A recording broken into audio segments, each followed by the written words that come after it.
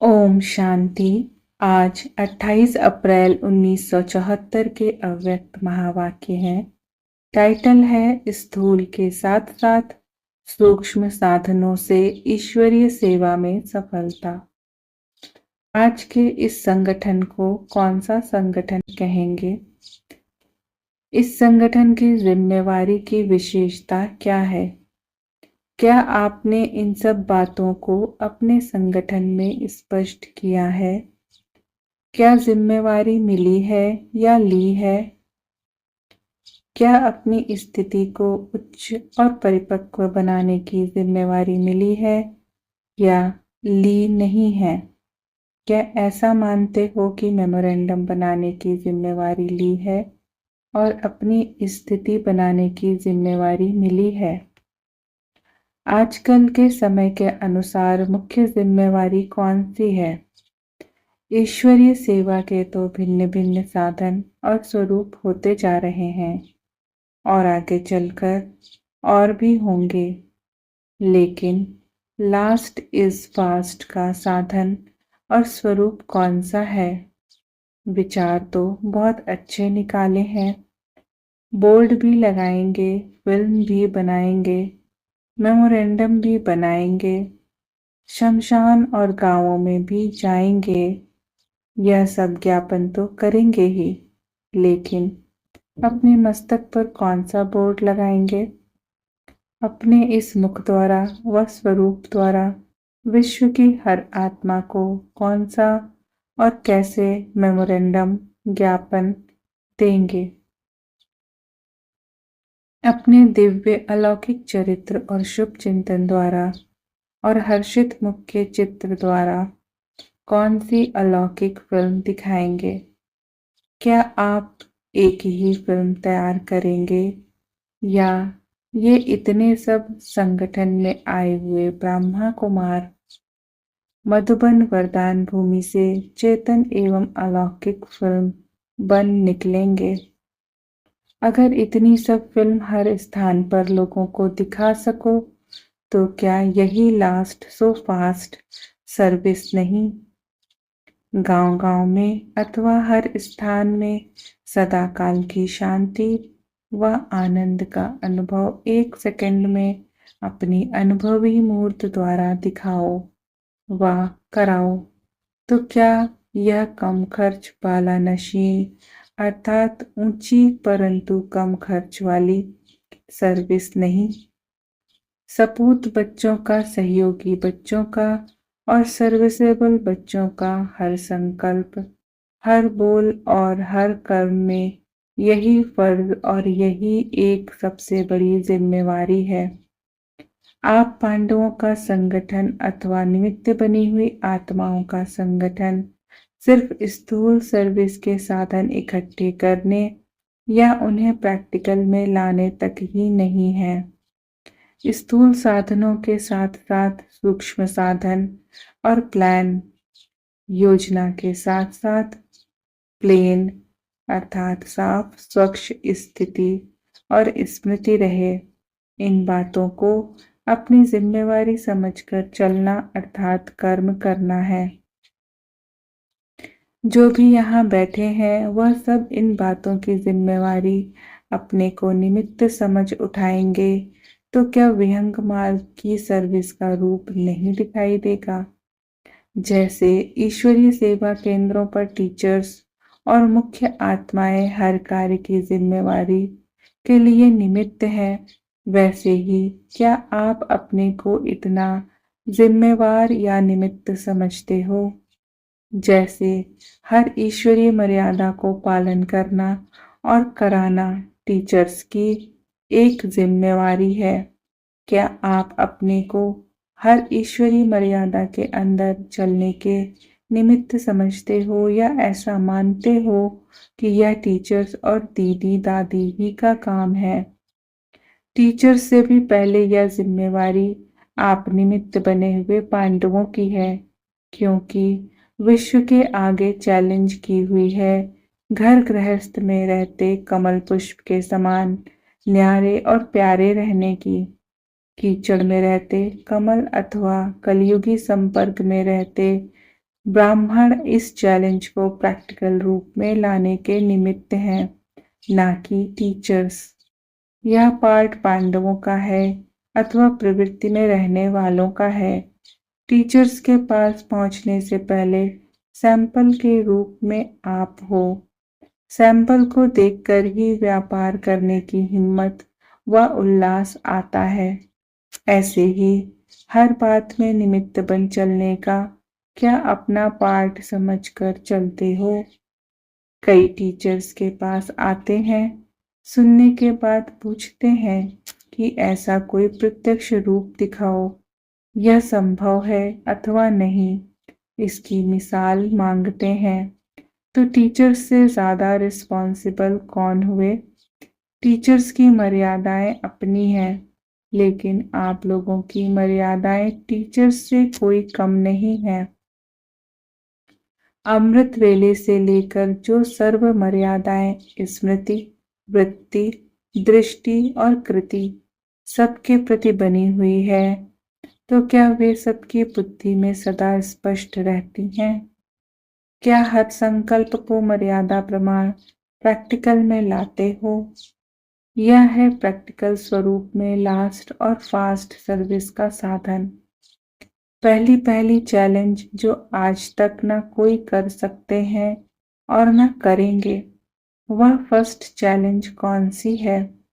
First challenge है purity की। संपर्क और संबंध में रहते संकल्प में भी इस फर्स्ट चैलेंज की कमजोरी ना हो।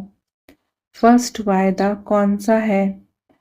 वह यही है ना कि और संग तोड़ एक संग जोड़ेंगे, अथवा तुम्ही से खाऊं तुम्ही से, अथवा मेरा तो एक दूसरा ना कोई, बात तो एक ही है। जो फर्स्ट वायदा और फर्स्ट चैलेंज है, वे दोनों एक दूसरे से संबंध रखते हैं। इन दोनों के ऊपर कितना अटेंशन रहता है? इस पहली बात का ही टेंशन रहता है। इसी युद्ध में तो महारथी नहीं होना। महारथी का अर्थ टेंशन में रहना नहीं है, बल्कि सदा अटेंशन रहे। सबसे पहला प्रभाव इस विशेष बात पर है, क्योंकि यही असंभव को संभव करने वाली एक बात है। तो क्या पहला प्रभाव करने के पॉइंट्स मजबूत हैं, या अब तक भी संस्कारों से मजबूर हैं?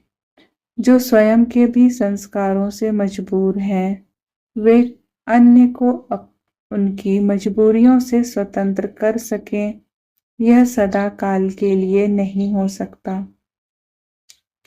टेम्परेरी प्रभाव तो पड़ सकता है, लेकिन चलते चलते फिर उन आत्माओं में भी मजबूरियों की लहर उत्पन्न होगी। इसलिए इस संगठन की जिम्मेवारी सबसे पहली यह है कि किसी भी मजबूरियों को हटाना है, पहले स्वयं की और फिर संसार की। फर्स्ट चैलेंज में इंचार्ज बनो, यह है जिम्मेवारी।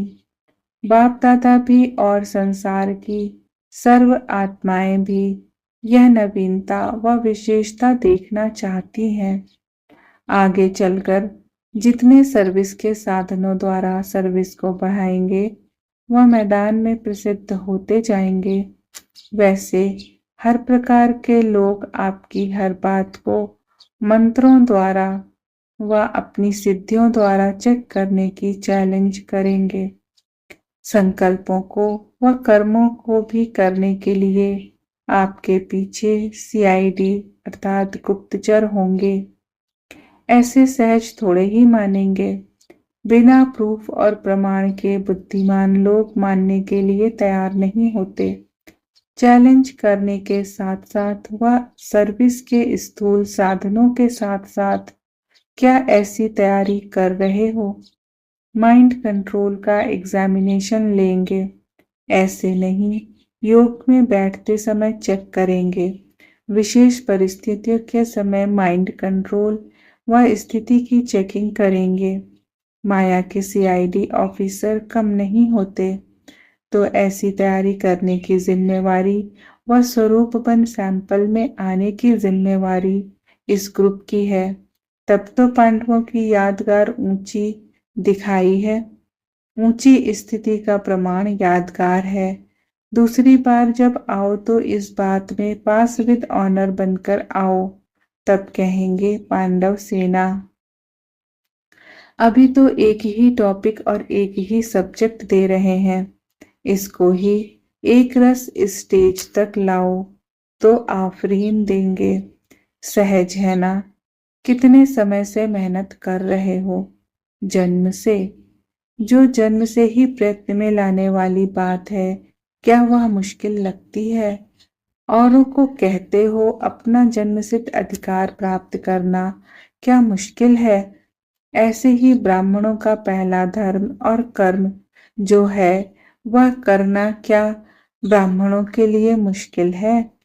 मरजीवा बन गए हो या कि मरकर जिंदा हो जाते हो?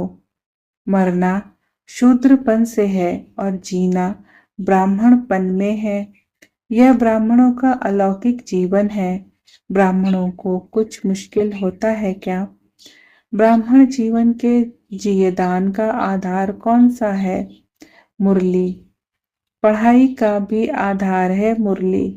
तो जियेदान का आधार अच्छी तरह से स्नेह से प्रयत्न में लाते हो, नियम प्रमाण नहीं, लेकिन जियेदान का आधार समझ स्नेह रूप में स्वीकार करते हो। जितना स्नेह जियेदान से होगा उतना ही स्नेह जीवन दाता से होगा। ऐसा स्नेही अन्य आत्माओं को भी सदा स्नेही व निर्विघ्न बना सकेंगे। अब ऐसे आधार रूप समझ सबके आगे उदाहरण रूप बनो, यह भी जिम्मेवारी है। पांडवों के मुख से चलते फिरते मुरली की रूहान वह चर्चा कम सुनाई पड़ती है। गोपियों के मुख से मुरली की चर्चा अधिक सुनने में आती है। क्यों? आपस में ज्ञान की चर्चा करना यह तो ब्राह्मणों का कर्तव्य है। जिस बात में जिसकी जो लगन होती है उसके लिए समय की कमी कभी हो नहीं सकती। तो इन दो बातों पर ध्यान रखो, एक तो है प्योरिटी, दूसरा जियेदान का महत्व। सूक्ष्म साधन के लिए अलग समय की आवश्यकता नहीं है। जैसे दुनिया के लोगों ने गृहस्थ और आश्रम को अलग कर दिया है और आप लोग दोनों को मिलाकर एक करते हो, वैसे स्थूल और सूक्ष्म साधनों को अलग करते हो, इसलिए प्रत्यक्ष फल नहीं मिलता। दोनों ही साथ साथ होने से प्रत्यक्ष फल देखेंगे। वाणी के साथ साथ मनसा चाहिए और कर्म के साथ साथ भी मनसा चाहिए, क्योंकि अभी लास्ट टाइम है ना। लास्ट टाइम में जो भी श्रेष्ठ अस्त्र शस्त्र होते हैं वे सब यूज किए जाते हैं। अगर यह सब पीछे करेंगे तो टाइम बीत जाएगा। जब अष्ट शक्तियों को साथ साथ सर्विस में लाओगे तभी अष्ट देवता प्रसिद्ध हो जाएंगे, अर्थात स्थापना का स्वरूप स्पष्ट दिखाई देगा। ऐसे नहीं कि पहले स्थूल करके फिर पीछे सूक्ष्म करेंगे, नहीं, साथ साथ के सिवाय सफलता नहीं। अच्छा, ओम शांति।